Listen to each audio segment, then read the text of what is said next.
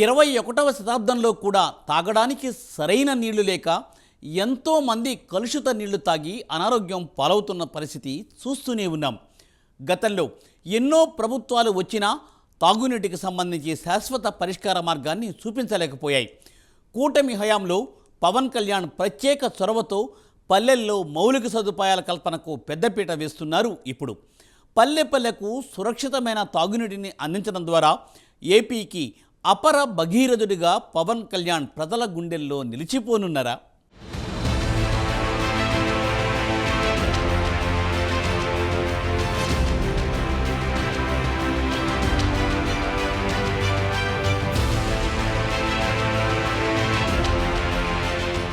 తాగునీరు ఏ మనిషికైనా తాగడానికి నీళ్లు చాలా ఇంపార్టెంట్. ఎందుకంటే భోజనం చేయకుండా కొన్ని రోజుల పాటు బతకొచ్చేమో, కానీ మంచినీరు లేకపోతే 1-2 రోజుల్లోనే చచ్చిపోతాం. అలాంటిది 21వ శతాబ్దంలో కూడా ఇప్పటికీ తాగడానికి సరైన నీళ్లు లేక ఎంతోమంది ప్రజలు విలవెల్లాడిపోతున్నారు. డబ్బున్న వాళ్ళు మినరల్ వాటర్ కొనుక్కుని తాగుతారు, కానీ పేదవాళ్ల పరిస్థితి అందుకు పూర్తిగా భిన్నం. వారికి సురక్షితమైన త్రాగునీరు అందించాల్సిన బాధ్యత ప్రభుత్వాలపైనే ఉంటుంది. కానీ ఇప్పటి వరకు గతంలో వచ్చిన ప్రభుత్వాలు పూర్తిస్థాయిలో ప్రజలకు తాగునీటిని కల్పించడంలో విఫలమయ్యాయి. అయితే ఏపీలో కూటమి సర్కార్ వచ్చిన తర్వాత గ్రామాల్లో పరిస్థితులు పూర్తిగా మారిపోతున్నాయి. డిప్యూటీ సీఎం పవన్ కళ్యాణ్ పంచాయతీరాజ్, గ్రామీణాభివృద్ధి శాఖలను కూడా తానే చూస్తూ ఉండడంతో గ్రామాల్లో మౌలిక సదుపాయాల కల్పనకు పెద్దపీట వేస్తున్నారు. రోడ్లు, త్రాగునీరు ఇలా ప్రతి గ్రామంలోనూ మౌలిక వస్తువులను కల్పిస్తున్నారు. ఆ దిశగా పవన్ కళ్యాణ్ ఇప్పటికే ముందడుగు వేశారు. కేంద్రం నుంచి కూడా పెద్ద ఎత్తున నిధులను తీసుకువస్తూ అభివృద్ధికి కృషి చేస్తున్నారు.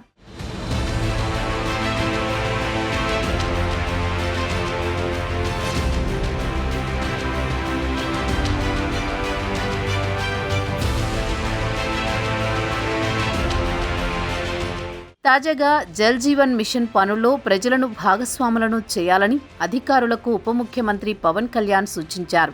ఇప్పుడున్న నీటి వనరులను కొత్త రూపు తీసుకురావడంతో పాటు కొత్త నీటి వనరులను సృష్టించుకోవడం ఈ పథకం లక్ష్యం కావాలని వివరించారు. బుధవారం విజయవాడలోని ఓ ప్రైవేట్ హోటల్లో ఏర్పాటు చేసిన జల్ జీవన్ మిషన్ వర్క్షాప్ను ఆయన ప్రారంభించారు. నీటి నిర్వహణ, సరఫరా విషయంలో పటిష్టమైన ప్రణాళిక ఉండాలని అధికారులకు పవన్ కళ్యాణ్ సూచించారు. రాష్ట్రంలో ప్రతి ఇంటికి స్వచ్ఛమైన తాగునీరు అందించాలనే బృహత్తర ప్రణాళికతో అంతా కలిసి ముందుకు సాగుదామని పిలుపునిచ్చారు. జల్ జీవన్ మిషన్ పనులు ఎలా మొదలు పెట్టాలి, ఎలా ముందుకు తీసుకువెళ్లాలి, పటిష్టంగా ఎలా పూర్తి చేయాలనే విషయాలపై అధికార యంత్రాంగం సమన్వయం చేసుకుంటూ పనిచేయాలని, పనులు చేసి వదిలేయడం కాకుండా ప్రజల నుంచి వచ్చే ఫిర్యాదులు, సూచనలు వినడానికి ప్రత్యేకంగా సమయాన్ని కేటాయించాలన్నారు.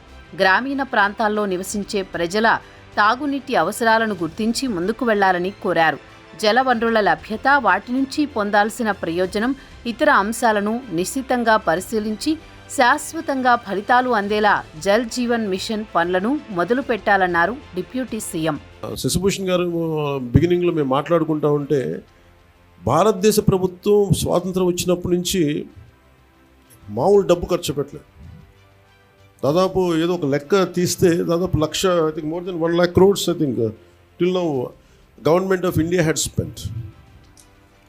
ఇంత డబ్బు ఖర్చు పెట్టి కూడా ఇంకా ఒక ఆదిలాబాద్ తాండాలో ఉండే ఒక పెద్దావిడి కానీ, కళ్ళు లేని పెద్దావిడి కానీ, మొన్న నేను పిఠాపురం వెళ్తే ఇంకా మాకు నీళ్ళు రావట్లేదని ఒక ప్రాంతానికి వెళ్తే నీళ్ళు రావడం చాలా పల్చగా వస్తున్నాయి అనేది. అంటే ఆల్మోస్ట్ అంటే ఎంత సన్నటి దారంటే ఒక 30 మంది వెయిట్ చేయాలి. అది ఎప్పటికీ నిండేను, అది ఒక ఉన్నది 2 గంటలు. ఆ 2 గంటల్లో 30 మంది పట్టుకోవాలి. కనీసం అది బకెట్ నిండటానికి కనీసం 10 నిమిషాలు పడదు. అంటే 55 లీటర్స్ అనేది మనం ఇచ్చినా కానీ ఆ వచ్చే ధార, ఇవన్నీ ఇంజనీరింగ్ ఇష్యూస్, ఇవన్నీ వాటిని కూడా కరెక్ట్ చేయాలి. సో వీటన్నిటిని సమగ్రంగా అన్ని సమస్యల్ని పెట్టుకొని ఎలా చేయాలి దీనికి ముందుకనేది కృష్ణతేజ గారితో, మన ప్రిన్సిపల్ సెక్రటరీ మన శశిభూషణ్ గారితో, సంజీవ్ రెడ్డి గారితో, వీళ్ళందరితో మాట్లాడి ఇది ఒక పరిష్కారం ఎతకాలి. ఎందుకంటే ప్రతిసారి డబ్బు ఖర్చు పెట్టేస్తున్నాం, ఇంటెండెడ్ రిజల్ట్ అయితే రావట్లేదు.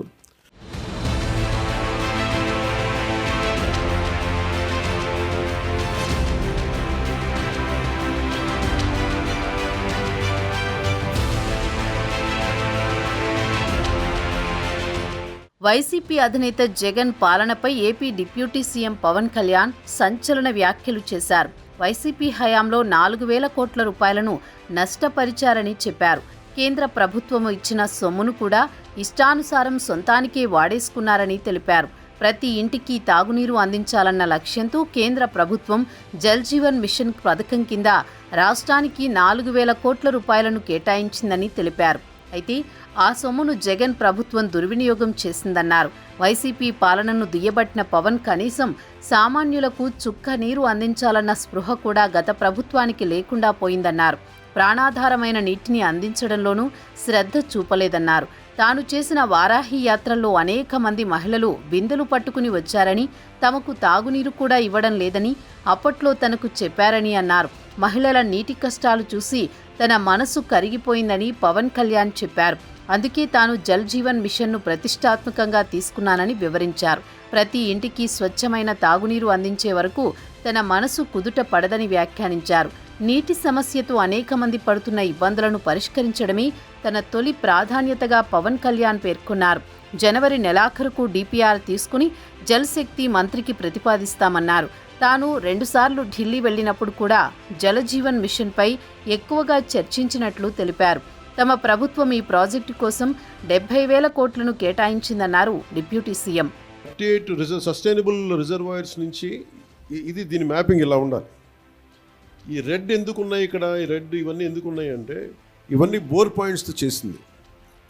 బోర్ పాయింట్స్ నిరంతర సరఫరా ఉన్నది. ఏదో ఒక 5 నెలలు రావచ్చు, లేదంటే వాటర్ చెరువులు బోర్లు ఎండిపోతే మళ్ళీ ఆగిపోతాయి. సో ఇట్లాగా వీళ్ళు 4,000 కోట్లు ఖర్చు పెట్టినా కానీ వాస్తవానికి అవేవి పనిచేసే పరిస్థితిలో లేవు. సో దిస్ ఇస్ 4,000 కోట్లు దుర్వినియోగం అయిపోయినట్టుగా మనం భావించవచ్చు. సో అందుకని మళ్ళీ తిరిగి కొత్త ప్రభుత్వం వచ్చాక గౌరవ ముఖ్యమంత్రి శ్రీ నారా చంద్రబాబు గారి ఆధ్వర్యంలో, ఆయన నాయకత్వంలో ఆయన మాకు చెప్పిన ప్రమాణాలు కానీ ఆదేశాలు కానీ మేము ఈ సస్టైనబుల్ వాటర్ సోర్స్ని ఎంత బలోపేతంగా ముందుకు తీసుకెళ్ళాలి, అలాగే ఎలా దీన్ని ఈ కన్జర్వేషన్ ఒక దీన్ని భాగం చేయాలి, దీంట్లో వీటన్నిటిలో మేము ముందుకెళ్తాం. మొన్న నేను సిఆర్ పాటిల్ గారి దగ్గరికి కూడా నేను వెళ్ళినప్పుడు కేరళ 45,000 కోట్లు అడిగింది. మేము అడుగుతుంది కనీసం మాకున్న రాష్ట్రానికి మాకున్న పరిధి కనీసం ఒక 70,000 కోట్లు మాకు మంజూరు చేయమని నేను ప్రతిపాదించాం రాష్ట్ర ప్రభుత్వం తరపు నుంచి.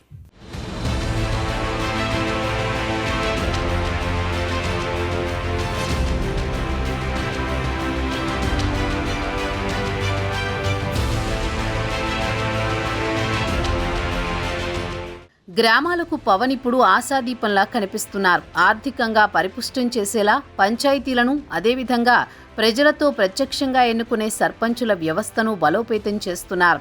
గ్రామాలకు జీవం పోసేలా సౌకర్యాల కల్పనకు ముందడుగు వేయడమే లక్ష్యంగా ముందుకు వెళుతున్నారు. ఇప్పటికే ఆ దిశగా చాలా వరకు అనుకున్నది సాధించారు. ప్రస్తుతం గ్రామాల్లో జరుగుతున్న అనేక మార్పులు ప్రజల్లోనూ ఆలోచనలు రేకెత్తిస్తున్నాయి. వైసీపీ హయాంలో జరిగిన డ్యామేజ్ని పూడ్చి గ్రామ స్వరాజ్యం దిశగా పవన్ కళ్యాణ్ గ్రామీణాభివృద్ధి, పంచాయతీరాజ్ శాఖలో విప్లవాత్మక మార్పులను తీసుకొస్తున్నారు. జగన్ హయాంలో గ్రామాల్లో మురికి కాలువలు, గుంతల రోడ్లు కనిపించేవి. ఏ అభివృద్ధి పని చేయడానికి నిధులు ఉండేవి కావు. తాగునీటి కోసం జనం అల్లాడిపోయేవారు. కలుషిత నీటి కేసులు గత 5 ఏళ్లలో అనేకం వెలుగు చూశాయి. అసలు అభివృద్ధి అన్న పదాన్ని వైసీపీ డిక్షనరీలో నుంచే తొలగించేశారన్న అపవాదు మూటగట్టుకున్నారు. దీంతో దేశానికి పట్టుగొమ్మలైన గ్రామాల పరిస్థితి ఘోరంగా తయారైంది. ఇప్పుడు ఆ పరిస్థితి చక్కదిద్దేందుకు కేవలం 6 నెలల కాలంలోనే పవన్ కళ్యాణ్ అనేక సంస్కరణలు తీసుకొచ్చారు.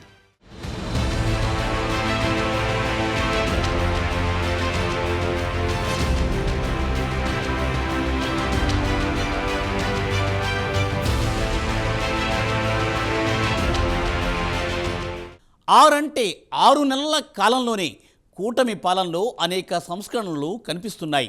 ప్రత్యేకించి డిప్యూటీ సీఎం పవన్ పాలనలో అత్యంత వేగంగా అడుగులు వేస్తూ దూసుకుపోతున్నారు. గత 5 ఏళ్లలో బూతులకే పరిమితమై అభివృద్ధిని పక్కన పడేసిన వారికి పాలనంటే ఇలా చేయాలి అంటూ ఆదర్శప్రాయంగా నిలుస్తున్నారు పవన్.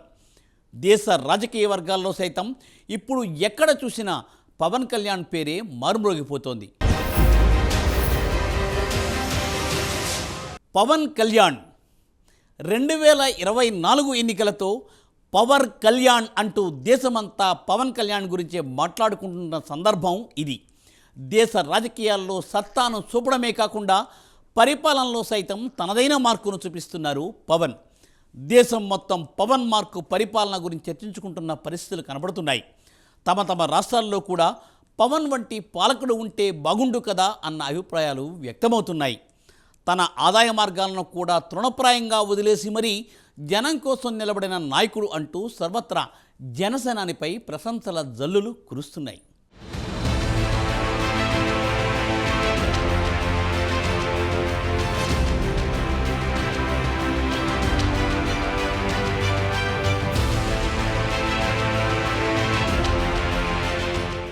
సమాజంలో కుళ్ళుని కడిగిపారేయాలని, కులమత ప్రాంతమనే తేడాలను రూపుమాపేయాలనేది పవన్ కళ్యాణ్ లక్ష్యం. తన ఆలోచనలు సమాజాన్ని మార్చాలన్న సంకల్పంతోనే ఆయన రాజకీయాల్లోకి వచ్చారు. నేటి రాజకీయ నేతలు ఏది చేయడానికి భయపడిపోతారో పవన్ కళ్యాణ్ అవన్నీ చేయడానికి సిద్ధమవుతున్నారు. రాజకీయాల్లో పారదర్శకత, నిజాయితీ, కులరహిత రాజకీయాలు లాంటివన్నింటినీ ఆయన సాధించాలనుకుంటున్నారు. రాజకీయాల్లో పారదర్శకత చాలా ముఖ్యం. పవన్ కళ్యాణ్ ప్రజా జీవితంలో పారదర్శకంగానే ముందుకు సాగుతున్నారు. అమెరికా లాంటి దేశాల్లో రాజకీయాలు పారదర్శకంగా ఉంటాయి. అలాంటి వ్యవస్థకు పవన్ ఆద్యుడయ్యే అవకాశం ఉంది. ప్రభుత్వంలో ఉన్న వారెవరూ తమ హయాంలో అవకతవకలుంటే ఇంత ఫోర్స్గా బయట పెట్టరు. కానీ పవన్ అలాంటి నేత కాదు. ఏదైనా పారదర్శకంగానే అంతా బయటకు తీస్తున్నారు.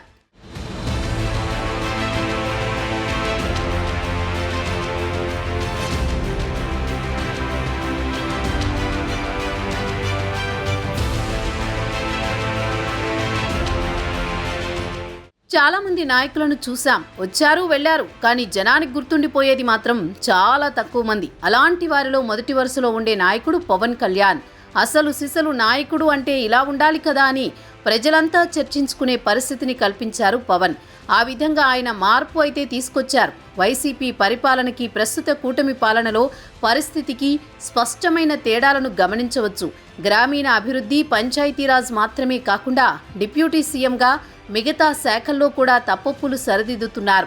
చంద్రబాబుతో మాట్లాడి అన్నింటినీ సెట్ చేస్తున్నారు.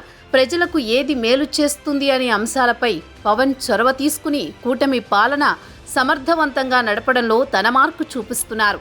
డిప్యూటీ సీఎం హోదాలో రాష్ట్రంలో అన్ని అంశాలపై పర్యవేక్షణ జరుపుతూ, లోటుపాట్లు ఉంటే సరిచేస్తూ, అవకతవకలకు మళ్లీ జరగకుండా ఉండేలా నిరోధిస్తూ, కఠిన చర్యలు తీసుకునేలా వ్యవస్థలను అప్రమత్తం చేస్తూ ఒక సరికొత్త పాలనకు శ్రీకారం చుట్టారు పవన్.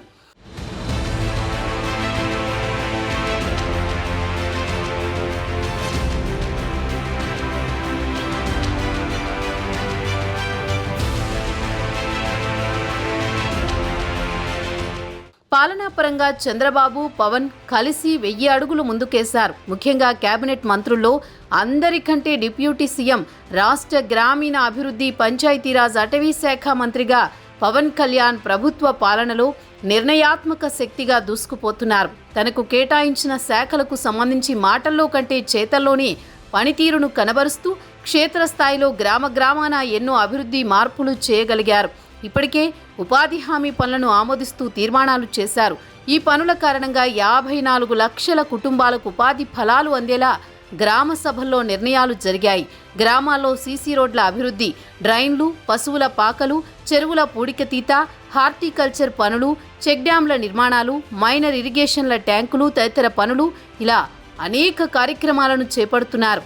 గ్రామీణాభివృద్ధి మంత్రిగా పవన్ కళ్యాణ్ తీసుకుంటున్న నిర్ణయాలు ఆయనకు దేశవ్యాప్తంగా పేరు తెచ్చిపెడుతున్నాయి.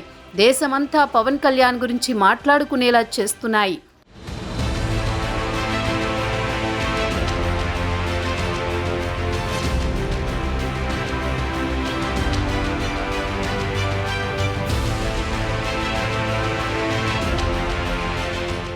అంకిత భావం, నిజాయితీ, అదేవిధంగా ప్రజలకు సేవ చేయాలన్న తపన, ఆకాంక్ష అతి తక్కువ మందికి మాత్రమే ఉంటాయి.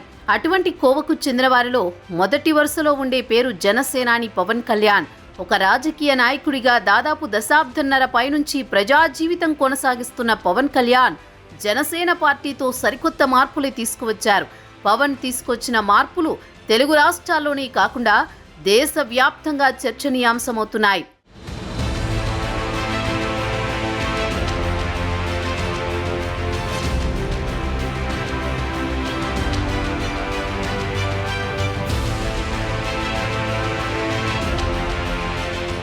కూటమి ప్రభుత్వంలో వస్తున్న మార్పులపై సామాన్యుల్లో కూడా చర్చ జరుగుతోంది. ఒకవైపు చంద్రబాబు పరిపాలనా అనుభవంతో దూసుకుపోతుంటే, ఇంకోవైపు పవన్ కళ్యాణ్ తన వర్కింగ్ స్టైల్తో ప్రజల మనసులు గెలుచుకుంటున్నారు.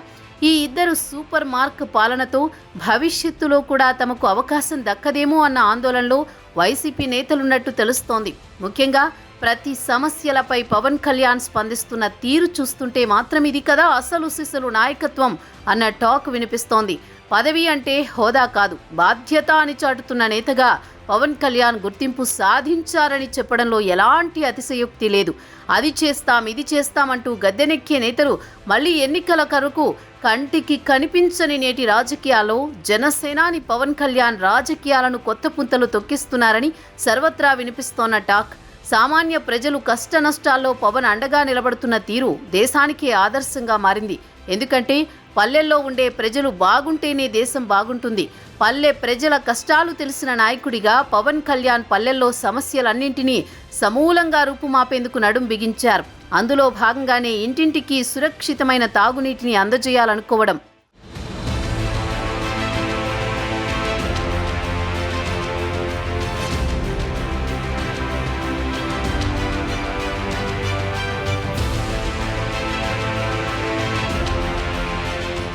ఇక పాలకుడిగా అభివృద్ధి కార్యక్రమాలతో రాష్ట్రాన్ని అభివృద్ధి పథంలో పరుగులు పెట్టించడమే కాదు, ప్రతిపక్ష పాత్రని కూడా తానే పోషిస్తున్నారు సేనాని. ఎన్నికల్లో ప్రజలు వైసీపీకి ప్రధాన ప్రతిపక్ష హోదా ఇవ్వలేదు. అయితే తమకు 40% ఓట్లొచ్చాయని వారంటున్నారు. కానీ ఇప్పటి వరకు ప్రధాన ప్రతిపక్ష పాత్ర పోషించేందుకు ఏమైనా చేసింది కూడా ఏమీ లేదు. ప్రభుత్వంపై నిర్మాణాత్మక ప్రతిపక్షంగా వ్యవహరించేందుకు ఏం చేయాలన్న దానిపై వారికో వ్యూహం ఉన్నట్టు కనిపించలేదు. అసెంబ్లీ సమావేశాలకు హాజరు కావడం లేదు. దీంతో వైసీపీని ప్రజలు కూడా మర్చిపోయే పరిస్థితి. అసెంబ్లీకి వచ్చి ప్రశ్నిస్తే ప్రజల దృష్టిలో పడే ఛాన్స్ ఉంటుంది. అయితే ఆ ఛాన్స్ మిస్ చేసుకుంటోంది వైసీపీ. ప్రతిపక్ష పాత్రను కూడా తానే పోషిస్తున్నారు పవన్.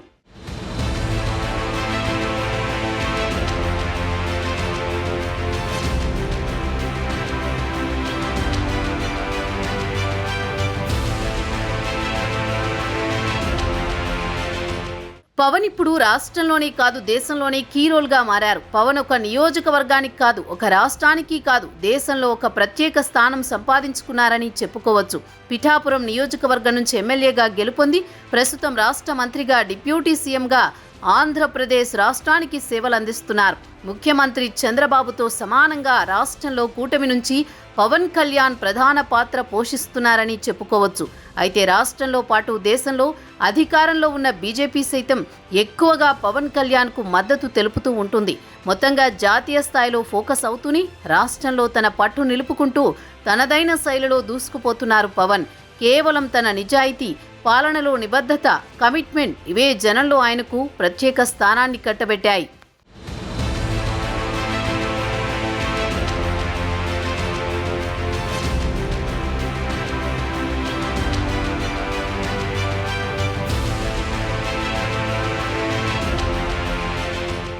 ఇప్పటికీ దేశంలో 70% మంది ప్రజలు గ్రామాల్లోనే నివసిస్తున్నారు.